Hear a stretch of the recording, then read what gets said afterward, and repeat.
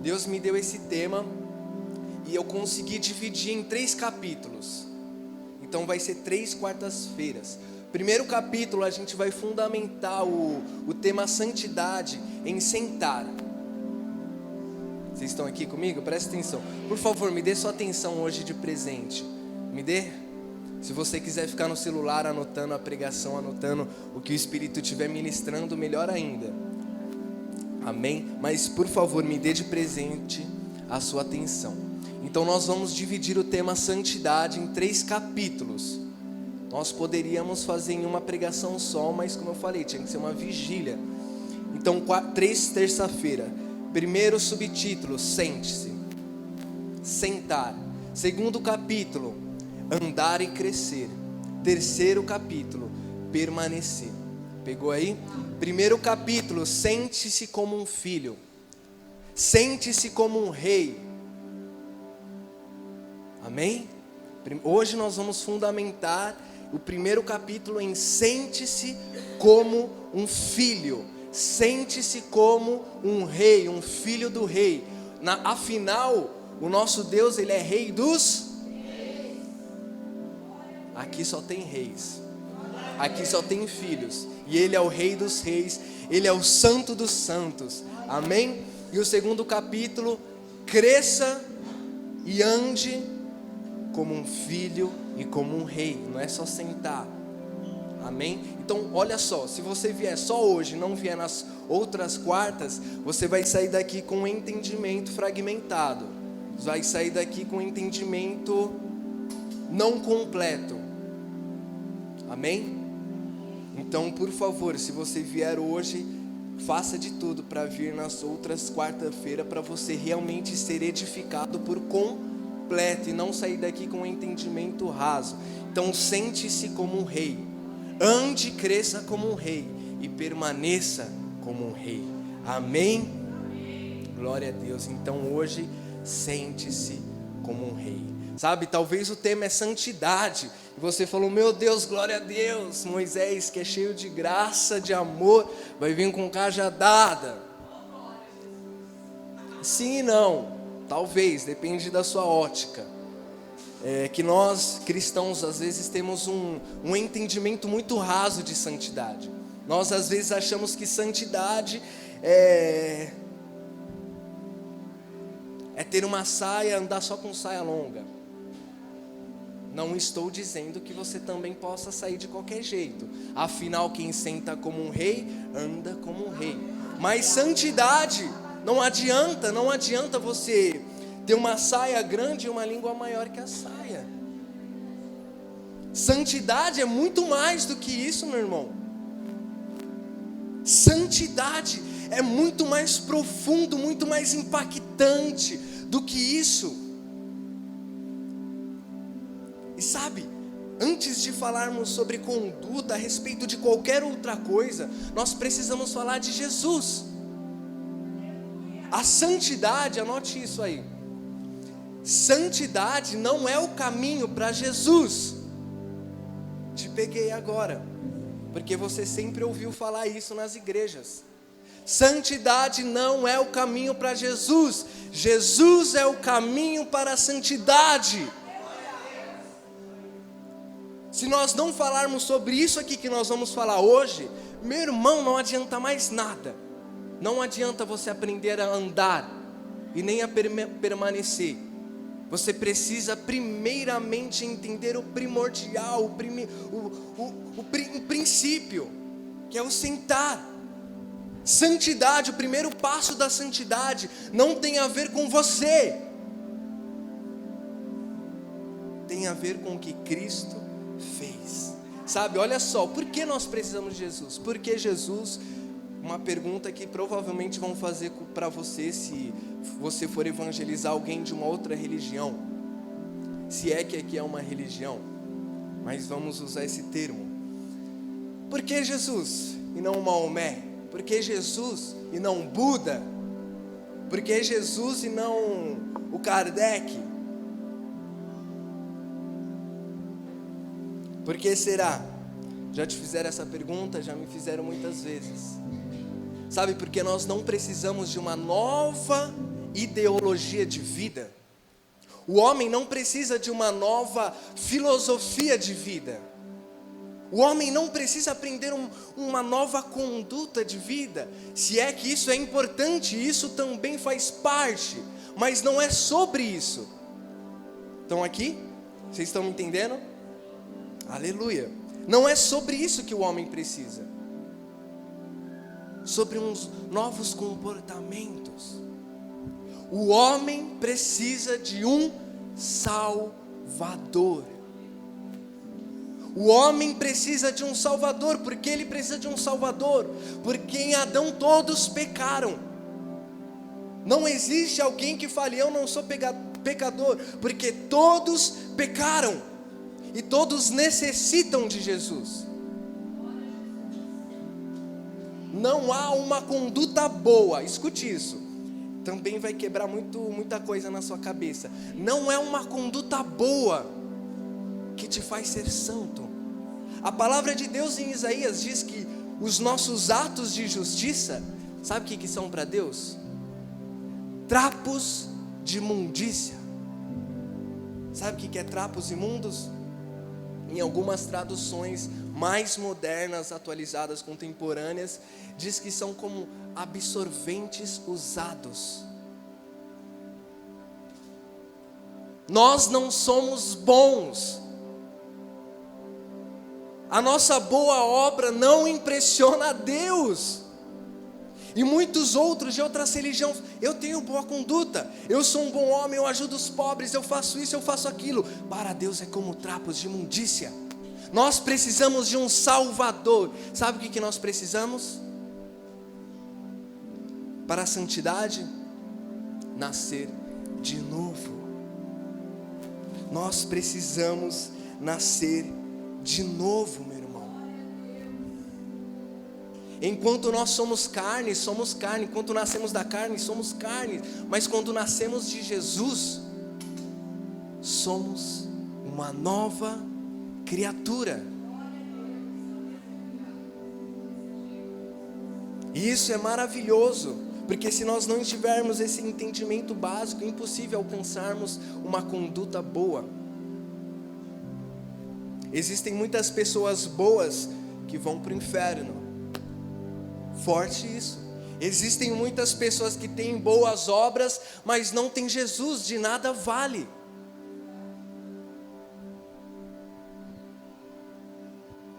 Esse é o primordial, de nada vale. Sabe, quando Jesus veio à terra, o seu primeiro sermão foi para aqueles que se achavam justos mediante a lei. Sabe, por que Deus deu a lei? Os 10 mandamentos. Rapidamente aqui, vocês estão felizes? Glória a Deus, dá um sorriso aí então. Glória a Deus. Por que Deus deu a lei e os 10 mandamentos? Porque o homem é pecador e você precisa cumprir isso aqui para ser santo, justo.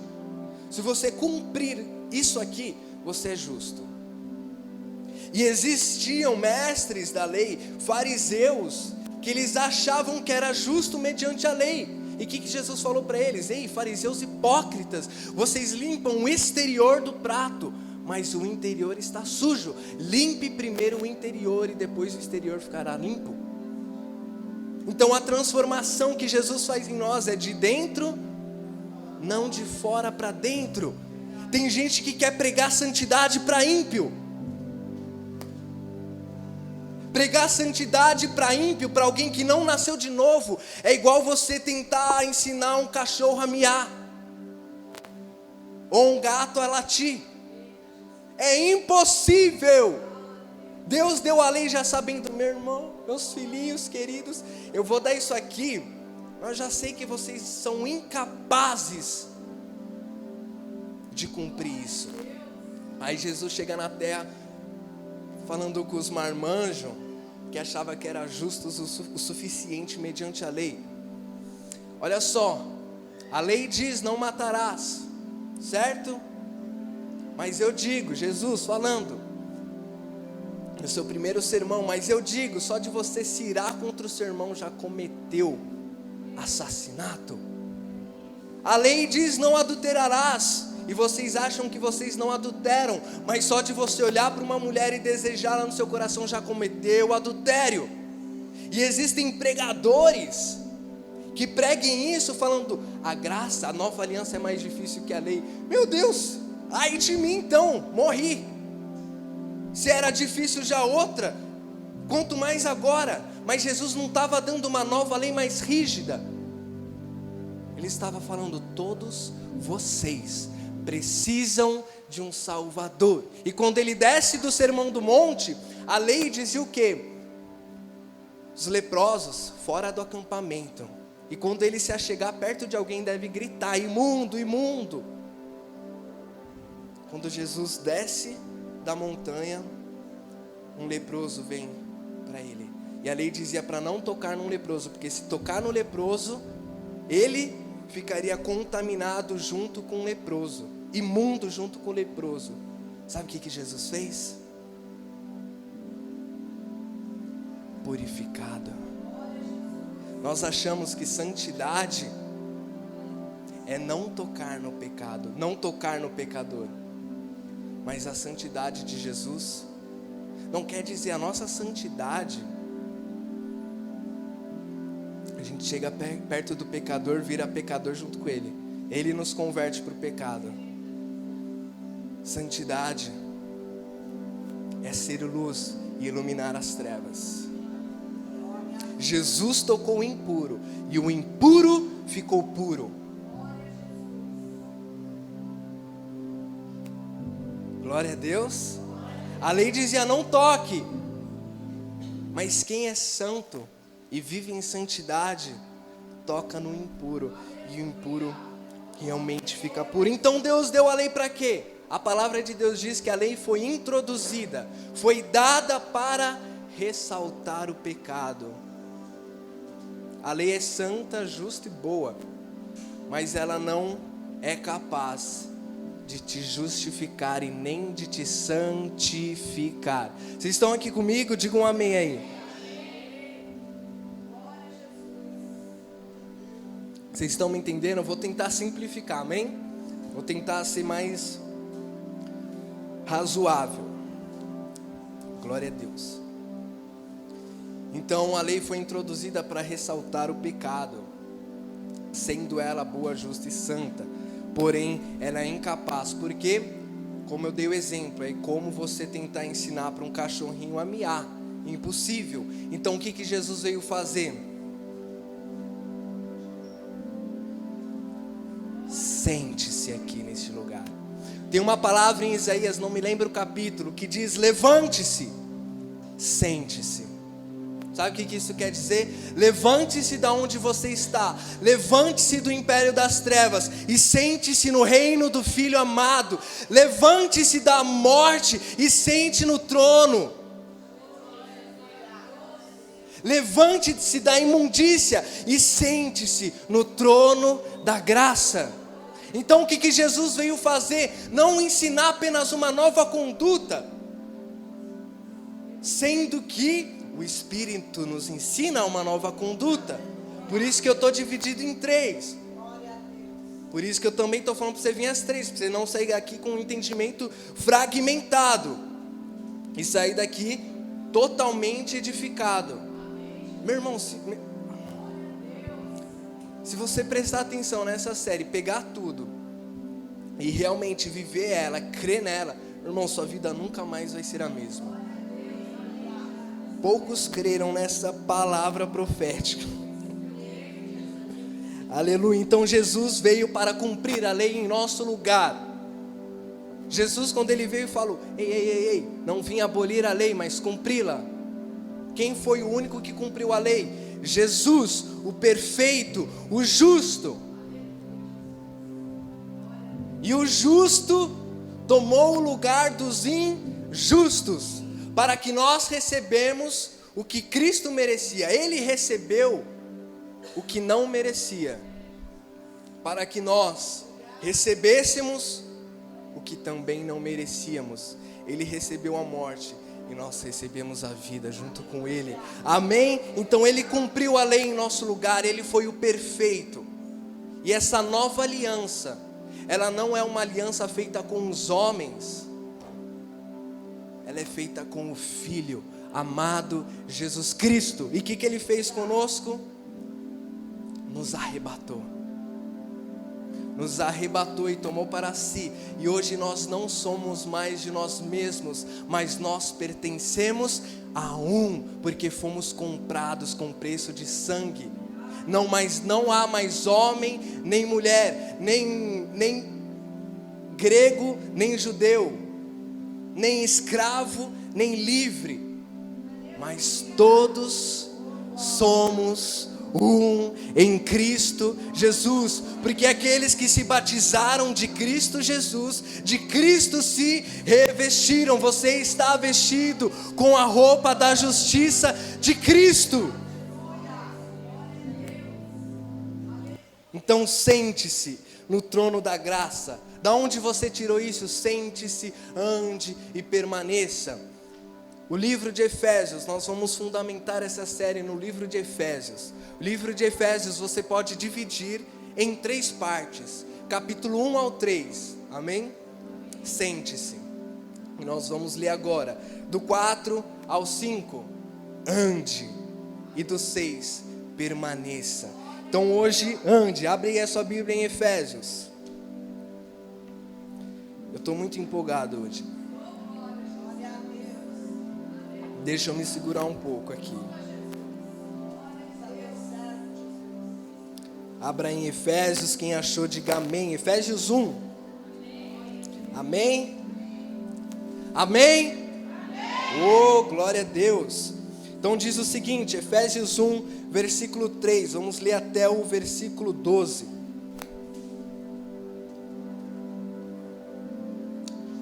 Bendito seja o Deus e Pai do nosso Senhor Jesus Cristo, que nos abençoou com todas as bênçãos espirituais nas regiões celestiais, porque Deus nos escolheu nele, antes da criação do mundo, para sermos, diga, sermos,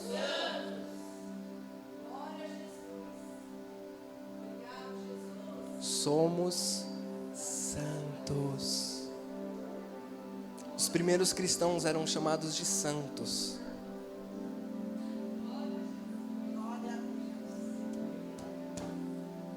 Aqui é a congregação dos.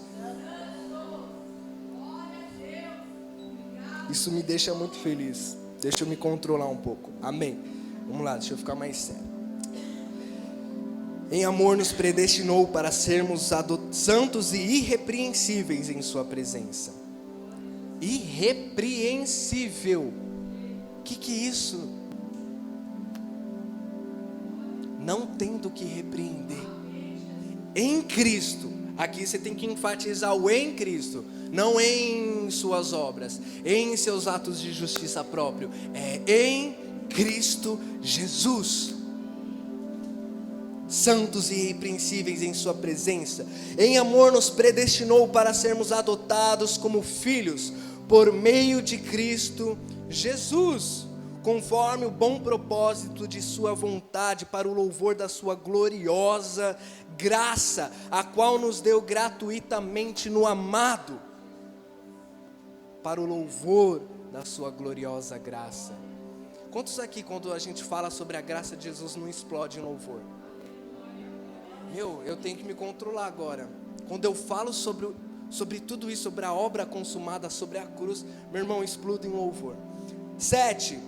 Nele temos a redenção, a salvação, por meio de seu sangue, o perdão dos pecados. De acordo com o quê? Com as riquezas da graça de Deus, a qual Ele derramou sobre nós com toda a sabedoria e entendimento. Meu irmão, escute aqui, olha aqui rapidinho. Foi do agrado de Deus. Sabe, Deus, Ele é tão supremo, tão soberano, que a palavra de Deus diz que agradou a Deus salvar por meio da loucura da pregação. Sabe, então quem somos nós para esvaziar a mensagem da graça? Quem somos nós para falar, é só isso, Deus? É simples demais. Agradou a Deus. Quantos aqui não acham meio que simples? O Novo Testamento, o Novo Concerto. Simples demais. Só isso.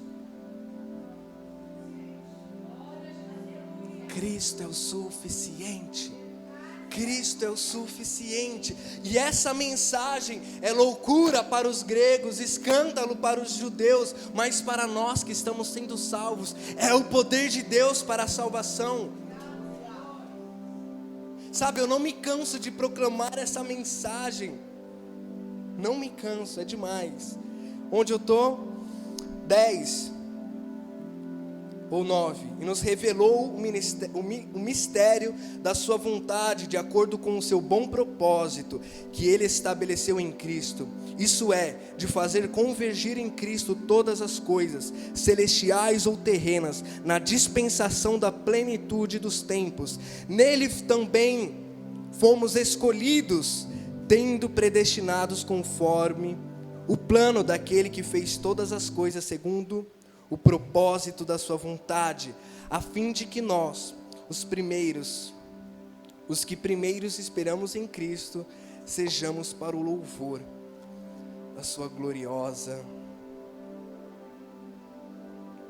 graça, da sua glória. Olha aqui agora, presta atenção. A palavra de Deus diz que existe um inimigo, certo? Cristo derrotou ele na cruz, mas ele ainda existe. E ele não pode tocar em nossas vidas. Amém? Por quê? Porque estamos em... Mas o que ele pode fazer? Te dar um entendimento errado. Te dar uma fé errada. Fragmentar o seu entendimento. Te levar a não entender da forma certa. Sabe, nós cristãos, nós começamos, escute isso, a nossa vida cristã, quando você se converta, fala, eu recebo Jesus, não aconteceu nada na visão, mas no espiritual aconteceu algo sobrenatural, definitivo, que é o nasceu de novo. E nessa vida que nascemos de novo, já iniciamos como filhos e como salvos. Vocês estão aqui? Tá dando para entender? Nessa vida cristã nós já começamos como salvos.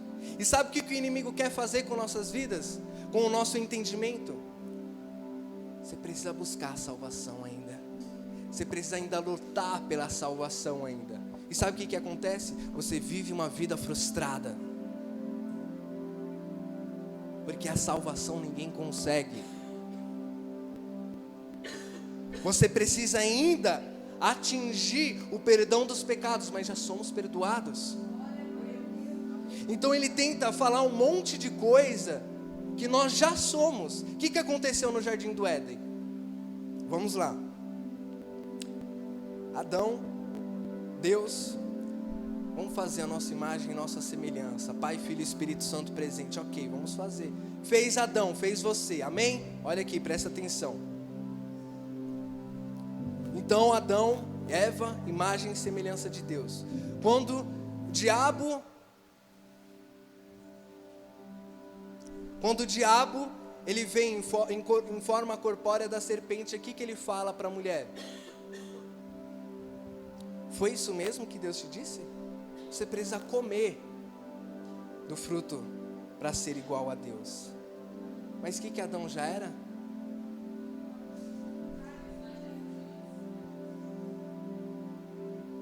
Essa é a estratégia do diabo.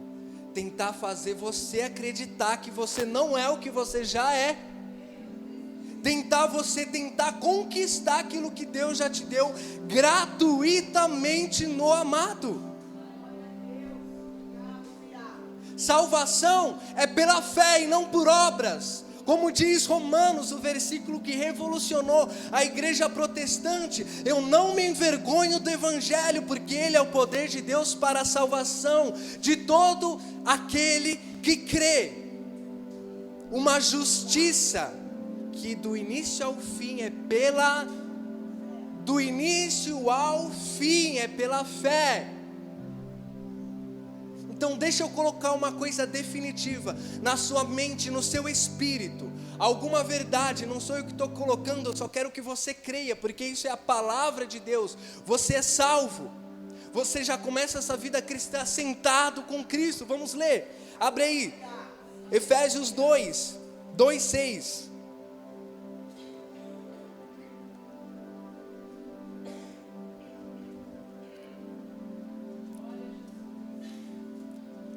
Todavia Deus é rico em misericórdia, pelo grande amor com que nos amou, deu-nos vida com Cristo quando ainda estava mortos em transgressões. Pela graça vocês são salvos. Acabou. Meu irmão, o maior presente que você pode ter na sua vida é salvação. E o termo salvação em grego, em hebraico, se refere em todas as coisas. Por exemplo, quando Jesus curava um cego, o que ele falava? Sua fé te salvou. Salvou e curou, o mesmo termo. Então quando Ele te salva, Ele te cura, Ele te restaura, Ele te faz tudo novo. As coisas velhas se passaram, eis que surgiram coisas novas. Então vamos lá. 6. Deus... Tá tudo bem aqui? Tá tudo certo? Deus nos ressuscitou com Cristo. Tô com muito calor. Tem um papelzinho, por favor? Aqui essa luz fica aqui, tiraram. Tô pingando aqui. Por favor. Obrigado, Jennifer.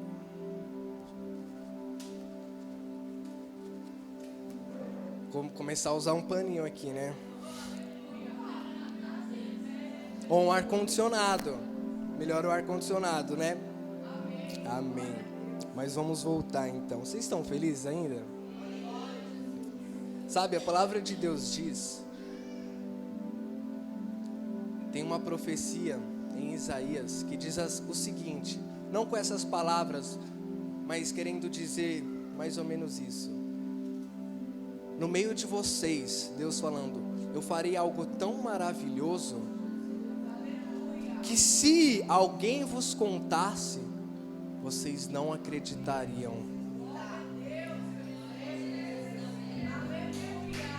Quando nós falamos da graça do Evangelho, não é algo tão tipo, além que a gente, será que é verdade tudo isso mesmo? E anote aí. O Evangelho é bom demais para ser verdade, mas ele é verdade. Então vamos lá, Deus nos ressuscitou com Cristo e com Ele nos fez assentar nas regiões celestiais em Cristo Jesus. Estamos assentados com Cristo. E acabou. Não tem anjo, não tem demônio, não tem a morte nem a vida, esta era ou há por vir, nada pode te separar disso, meu irmão. Você não pode ser envergonhado por espírito maligno. Sabe por quê? Porque Ele está debaixo dos nossos pés. Se nós estamos assentados com Cristo Jesus, nós estamos no terceiro céu. E sabemos que o demônio e os seus anjos estão no segundo céu. E nós aqui, carne, estamos no primeiro céu. Mas espiritualmente já estamos com Cristo. Então Ele está debaixo dos nossos pés. Amém? Então você tem autoridade, meu irmão. Nessa fé você tem autoridade. Não precisa ligar para o pastor para expulsar demônio na sua casa. Você tem autoridade. Se você está com luta na sua casa, no seu trabalho, seja onde for, ei, você tem autoridade. Não sou eu que estou te dando, é Jesus que te deu autoridade. Eu só estou confirmando isso na sua vida. Aleluia! Isso é bom demais. Olha só, não ia falar, mas não precisa nem abrir. Depois você lê na sua casa. Efésios 3:10. A intenção dessa graça era que agora, mediante a igreja, a multiforme sabedoria de Deus se tornasse conhecida dos poderes e autoridades nas regiões celestiais. Então, nas regiões celestiais, até os demônios reconhecem a autoridade que está sobre a igreja. Amém? Só foi uma pincelada aqui. Colossenses. Abra aí sua Bíblia em Colossenses. Então, qual que é a estratégia? É tentar você... O diabo, ele começa a jogar coisas na mente dos cristãos, que os cristãos vivem tentando alcançar aquilo que já tem e não consegue prosseguir. Agora, quando você tem a consciência que você já está sentado com Cristo, agora você consegue viver e sendo transformado de glória em glória. Aleluia. Então olha só, Colossenses 1.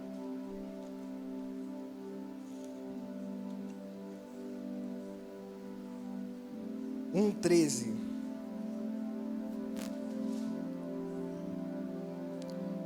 Pois ele nos resgatou do domínio das trevas e nos transportou para o reino do seu Filho amado, em quem temos a redenção, a saber, o perdão dos pecados. Nós estamos em um lugar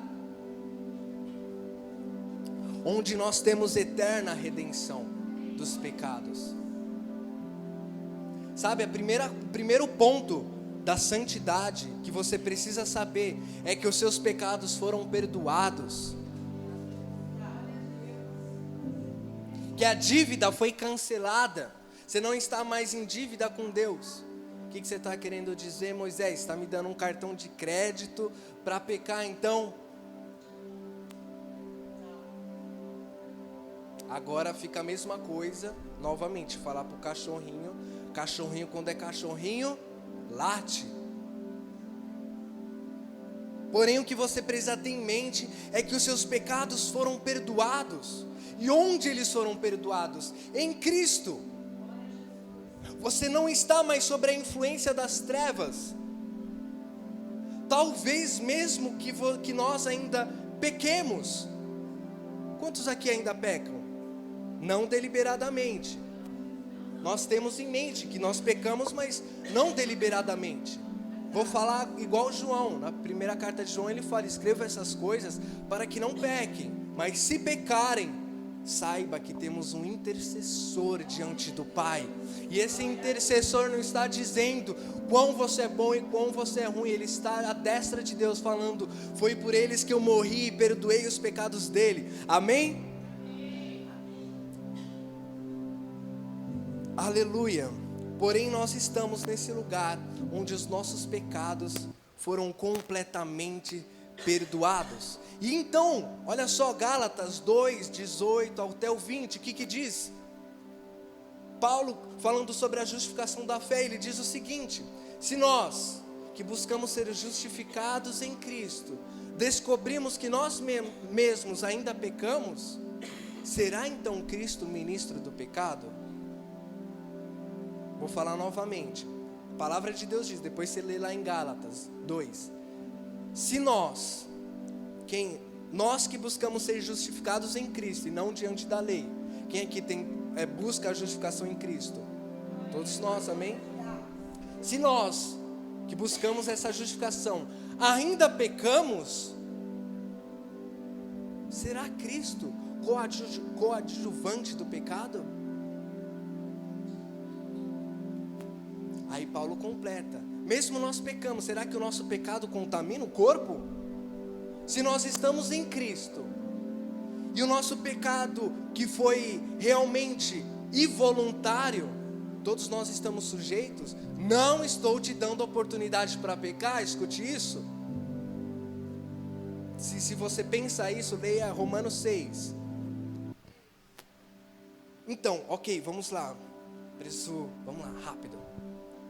Se nós buscamos essa justificação, pecamos ainda, será que contaminamos Cristo? Se somos membros do corpo de Cristo e ainda pecamos, será que Cristo então está sendo ministro desse pecado? Gálatas 2:20, eu morri, já estou crucificado com Cristo, agora não vivo mais eu, mas Cristo vive em mim. O pecado não tem mais poder sobre a sua vida. Isso é demais. Então isso nos faz, meu irmão, não vou pecar. Isso nos faz ter força para não pecar mais. Amém? Então temos eterna redenção. Já estou finalizando. João, abra no Evangelho de João, capítulo 1.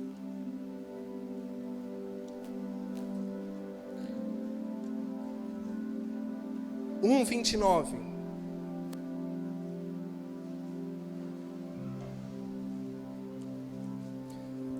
No dia seguinte, João viu Jesus aproximando-se e disse: vejam, é o Cordeiro de Deus que tira o pecado do mundo.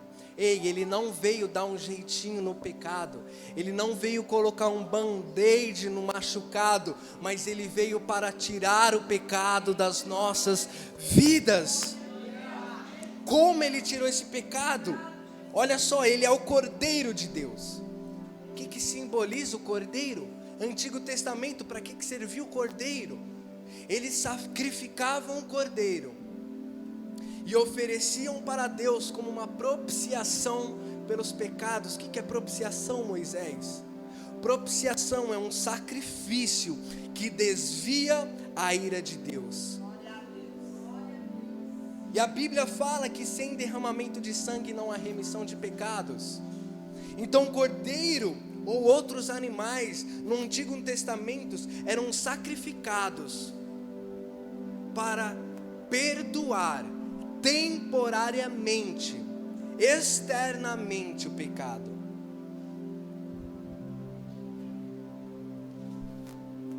Deu para pegar? E como eles escaparam do Egito? Olha só, já tipificando Cristo, apontando para Cristo. A última praga, a morte dos primogênitos. Deus fala para Moisés: Moisés, sacrifica um animal, pegue o sangue, passa nas portas das casas. E quando o meu anjo passar, ele vendo o sangue, poupará a vida de vocês. Meu irmão, escute esse mistério aqui maravilhoso. Quando Deus olha para você, talvez até que você pecou antes agora de vir para o culto. Novamente, não estou falando que isso é certo. Todos nós sabemos que pecado é pecado, amém? Pecado é pecado, meu irmão. Sabe por que às vezes os crentes estão machucados? Porque acha que o pecado ainda não tem efeito. Mas, meu irmão, a mesma coisa que você colocar a mão no fogo, o que vai acontecer? Vai queimar. Não é Deus descendo a vara em você. Pecado, o salário do pecado é a morte. Então não estou te dando crédito. Mas talvez você até pecou antes de vir. Mas você que crê em Jesus, crê na obra consumada da cruz do Calvário, Deus olha para você através do sangue. E através do sangue você é santo e irrepreensível. Cristo é a propiciação pelos nossos pecados. Propiciação, o sacrifício que desvia a ira de Deus. Deus não está irado com os filhos. Esses dias me perguntaram, se Deus é amor, então por que Ele ainda tem ira? Será que a ira fala mais do que o seu amor?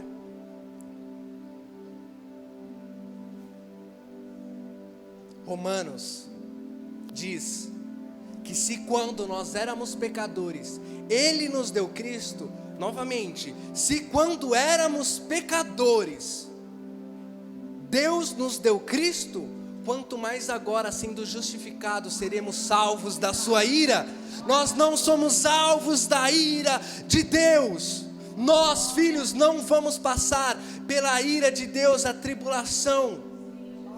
A ira de Deus é manifestada contra os filhos da desobediência. E os filhos da desobediência são aqueles que não creram no Filho, que rejeitaram o Filho. Então nós não somos alvos da ira de Deus. Deus ainda se ira, mas contra quem? Contra aquele que não está lavado pelo sangue de Cristo Jesus. Aleluia! Digam aleluia aí. Já encerrando, Hebreus, para finalizar.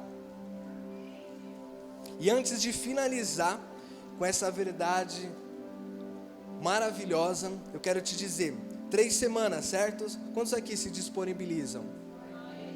Amém. Bom, então Deus me deu esse tema, e eu desenvolvi ele, consegui desenvolver em 3 capítulos, como já foi dito. E ao total dá 21 dias, 4 quarta-feira, 21 dias. Então o Espírito Santo falou, abre um jejum com a igreja. Então, nós, Igreja Amplitude, vamos abrir um jejum. E em cada semana, nós vamos meditar, se aprofundar no que foi ministrado nessa quarta-feira. Semana que vem, no que foi dito, quarta-feira que vem. Deu para pegar? Então, nós temos 3 semanas. E em cada semana, vamos, primeiramente, meditar no assentar. Assentados. Você vai crescer nessa palavra. Você vai crescer nessa realidade. Aí semana que vem vamos crescer no andar. E por último no permanecer. Quantos aqui topam? Aleluia. Quero te explicar rapidamente, antes de finalizar com chave de ouro, o que é o jejum, rapidamente. Muitos entendem jejum como algo, sabe, banalizou o jejum. E jejum é uma ferramenta poderosíssima. Estão todos aqui prestando atenção? Jejum é oração intensificada. Pegou? Jejum é oração intensificada. O jejum por si próprio não tem poder nenhum. Ok? Jejum se abster daquilo que é mais primordial para o ser humano. O que? O alimento. Então quando você se abstém daquilo que é primordial para o ser humano, para a carne, você está fazendo o que? Está realmente ficando mais sensível ao Espírito Santo. Amém? E quando você fica mais sensível ao Espírito Santo, isso desperta a fé. O jejum de si próprio não te dá mais poder, meu irmão. O jejum por si próprio não expulsa demônio. É que a gente tem esse entendimento fragmentado, por quê? Porque a palavra de Deus diz que os discípulos não conseguiram expulsar uma casta de demônios. E Jesus chegou lá e expulsou. E os discípulos falaram, Jesus, o Senhor nos deu autoridade para expulsar, por que não expulsamos? Não conseguimos. Jesus falou, porque a fé que vocês têm é pequena. E tudo é possível ao que crê. Se vocês tiverem fé do tamanho do grão de mostarda, dirão a esse monte, salte daqui, vai para lá, e ele irá. Mas essa casta de demônios só sai com jejum e oração. Mas o que isso quer dizer? Se eles não expulsaram porque a fé era pequena, então isso quer dizer que oração e jejum intensifica a oração. Você fica mais no Espírito e isso te dá fé. Nós precisamos de fé, porque sem fé é impossível agradar a Deus. E se nós temos fé, tudo é possível ao que crê. Então nós vamos abrir esse jejum não para expulsar demônio. É tudo consequente, faz tudo parte. Obter mais poder, mais unção, faz tudo parte. Mas jejum e oração, para entrarmos mais na presença, mais na intimidade, mais no Espírito. E meu irmão, se você abrir esse jejum de 21 dias e meditar nessas palavras que estamos lançando, acabou pro diabo. Acabou pro diabo. Amém? Então vamos encerrar aqui. Hebreus 10:10.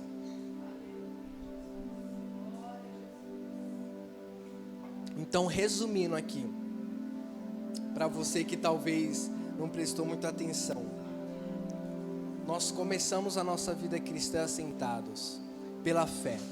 Você não precisa mais fazer nada, está assentado. Começou. Você não começa tentando se assentar, você não começa tentando ser salvo. Você não está entre céu e inferno. Te peguei agora de novo. Você é salvo porque creu em Jesus. Então vamos lá, Hebreus 10, 10. Pelo cumprimento dessa vontade, fomos santificados. Que vontade? Sacrifício de Cristo. Pelo cumprimento dessa vontade, fomos santificados. Glória a Jesus. Quebrei um paradigma aqui também. Te peguei de novo. Pelo sacrifício de Cristo Jesus, fomos santificados. Por meio do sacrifício do corpo de Cristo, oferecido uma vez por...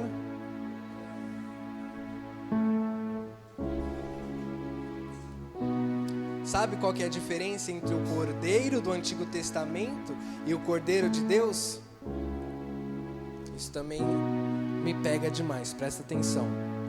O cordeiro de Deus era sempre oferecido e nunca removia pecados. O sacerdote, o sumo sacerdote, ele sempre estava no seu ofício. Por quê? Porque os pecados nunca eram removidos. Mas esse cordeiro é uma vez por todas. Acabou. 11. Dia após dia, todo sacerdote apresenta-se e exerce os seus deveres religiosos, repetidamente oferece os mesmos sacrifícios, que nunca podem remover os pecados. Agora, se segura aí.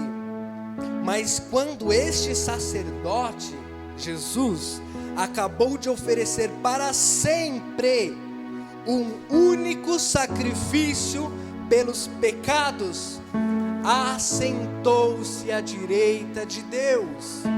Sabe, o Antigo Testamento relata sobre como era o tabernáculo, o lugar santo, o lugar santíssimo. E nesse lugar santíssimo, onde o sumo sacerdote oferecia o sacrifício, tinha o quê? Tinha a arca da aliança, tinha a mesa dos pães da presença, o candelabro, o propiciatório. Só não tinha uma cadeira. Sabe por quê? Porque o trabalho, a obra nunca era concluída, nunca era completa, nunca era consumada. Mas esse, quando ofereceu para sempre o único sacrifício, assentou-se à direita de Deus. Por que ele se assentou? Porque está consumado, não tem mais nada para fazer. Meu irmão, se você ainda fica falando, ai, Deus não faz na minha vida, ai meu Deus, Deus não está operando na minha vida, meu irmão, vai ler o Evangelho. Você não precisa de uma ferramenta ungida, de um folhetim ungido. Você precisa ouvir o Evangelho de Cristo, que é o poder de Deus para a salvação. Você não precisa de mais uma oração. Não estou negando a oração, a Bíblia diz: orai uns pelos outros. Mas não é disso que você precisa para largar dessa vida miserável, dessa vida inconstante. Você precisa crer que tudo foi consumado, aperfeiçoado, completo, concluído, acabou, não tem mais o que se fazer. Sabe o que você deve fazer? Somente agradecer. Ei, se você ainda está sofrendo, agradeça pela vida. Se você está doente, agradeça, porque pelas suas pisaduras fomos sarados, sarados, sarados. Fomos sarados.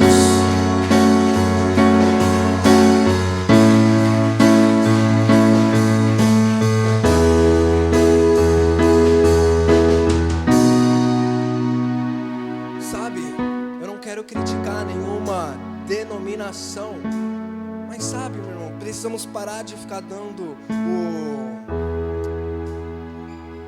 o tijolinho ungido. Tijolinho ungido, meu irmão. A chave ungida. Pregue o evangelho. Ele é o poder. Ele é o poder. Sabe, se eu estou falando aqui o evangelho, sendo eu talvez o menor dentre nós, mas se você crê, acabou. Acabou. Esse é o poder de Deus. A palavra do evangelho sendo proclamado. Isaías 43 diz: quem creu na mensagem, a quem foi revelado o braço forte do Senhor? Quem creu. Então vamos lá para encerrar. Daí em diante o que? Quando ele concluiu sua obra e se assentou, daí em diante ele está esperando até que todos os seus inimigos sejam colocados como estratos dos seus pés. Sabe quem você é? Você é uma ferramenta que Deus usa para colocar todos os inimigos debaixo dos pés. Quando Jesus foi assunto aos céus, ele orou para o Pai: oro para que não os tire desse mundo. Então a vontade de Deus é que você fique aqui nesse mundo, proclame o evangelho e leve a luz. Então vamos lá, 14, porque por meio de um único sacrifício, agora rapidinho aqui, único sacrifício, ele aperfeiçoou para sempre os que estão sendo santificados. Nós vamos dar início próxima quarta-feira nesses estamos sendo. Somos santificados, aperfeiçoados, e agora estamos sendo transformados de glória em glória.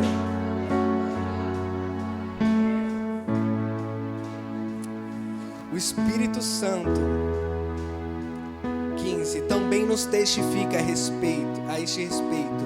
Primeiro ele diz: esta é a aliança que farei com eles. Depois daqueles dias, diz o Senhor, porei as minhas leis em seu coração e escreverei em sua mente. O povo era regido pela lei e pela pedra. Agora nós somos movidos pelo Espírito dentro de nós.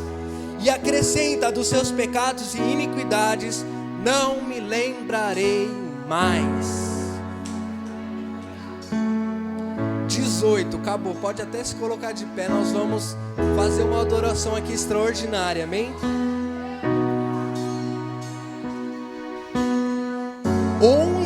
Presta atenção, onde esses pecados foram perdoados, não há mais necessidade de sacrifício por eles. Onde esses pecados foram perdoados, não há mais necessidade de sacrifício por eles.